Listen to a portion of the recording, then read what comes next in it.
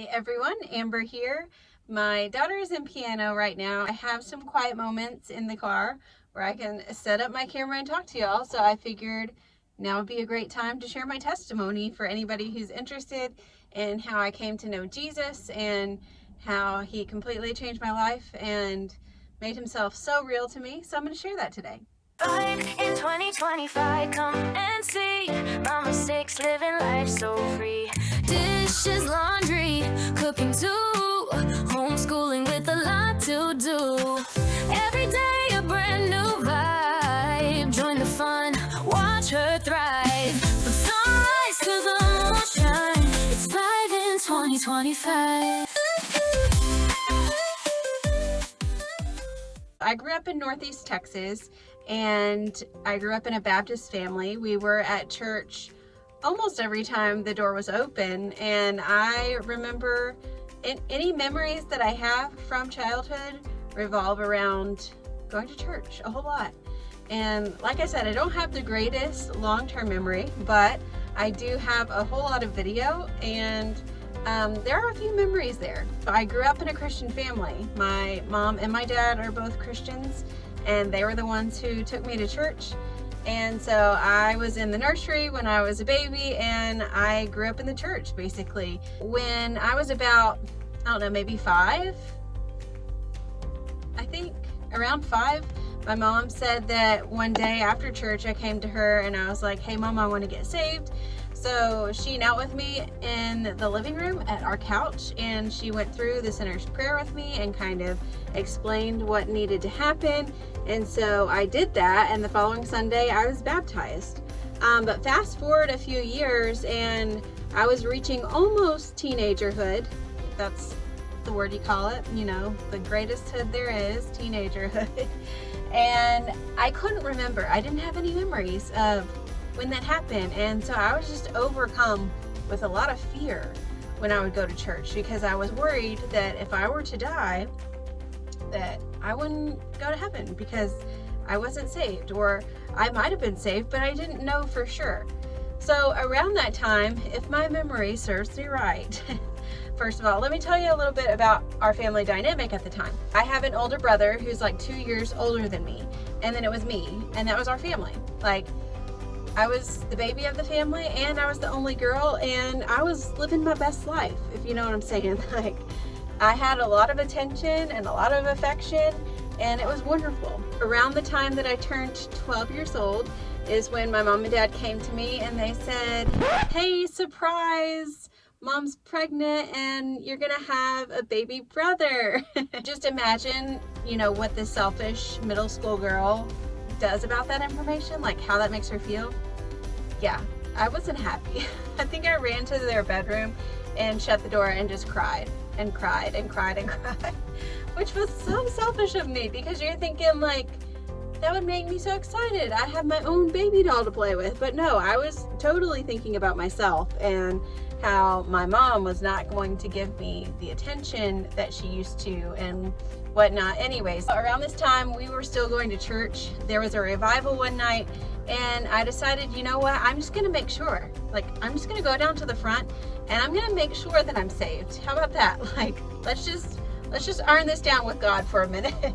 And so I went to the front, and you know, I repented of my sins, and I believed that Jesus died on the cross for me, and it was amazing what he did. He made himself so real to me. So during this time where I was seeking out attention and affection, and it wasn't being able to be given to me like I wanted, because my mom clearly had to focus on my brother because he needed her more than I did at that point. Let me tell you, Jesus made himself so real to me. It was amazing, because I realized that he is a person who wanted a relationship with me, and I could have like conversations with him, and I could read the Bible and he would speak to me, and it was just a really neat time. And it was a really important time too, because those years are so formative, and I could have taken so many different routes that would have led me to so much sin and to so much disobedience and so much heartbreak and loss, and I can't even imagine. But he protected me so much during that time because he made himself so real to me at the age of 12. And I just look at my life and I'm in awe because I didn't deserve that.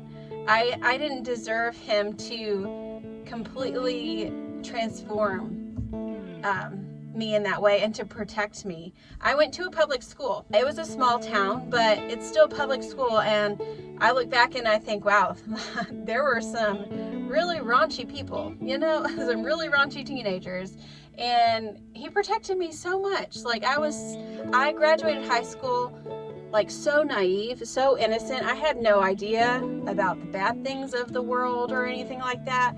And then I went to a Baptist university.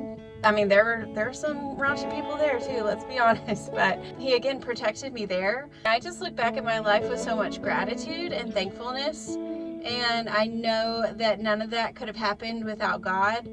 And there are so many different testimonies of people. Like, I find the testimonies of the people that did go off, into sin so inspiring. There's a Bible verse that says those who have been forgiven much love much. But I look at my life and I'm so grateful for it and for how good God has been to me and the blessings that he's given me and how unworthy I am of them. And I'm gonna cry.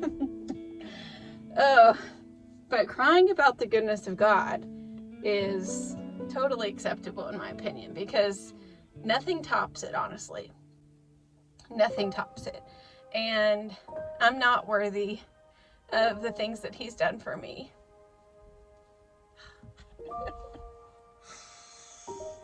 Oh, he's just really good.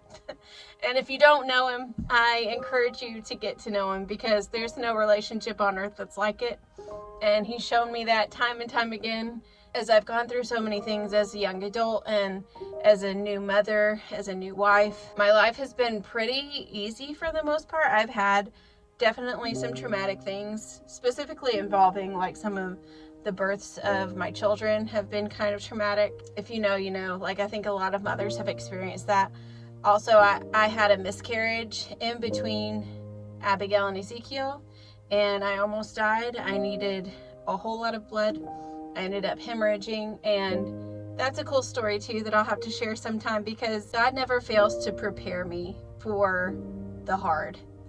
He works in amazing ways, and he had me memorize this one scripture. I had no idea I would end up in the hospital with an emergency D&C with a hemorrhage, and I was losing blood, and all of my family said I looked like I was literally dead. A couple of days before that, he had me memorize the scripture, though outwardly we are dying, inwardly we are being renewed day by day.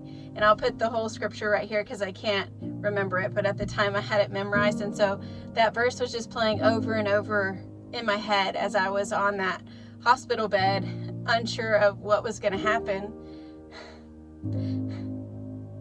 I'm sorry. And he's done it so many times.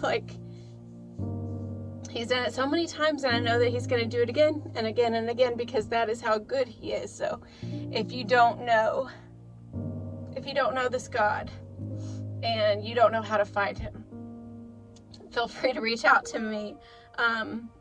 I would love to introduce you to him. So yeah, that's my testimony.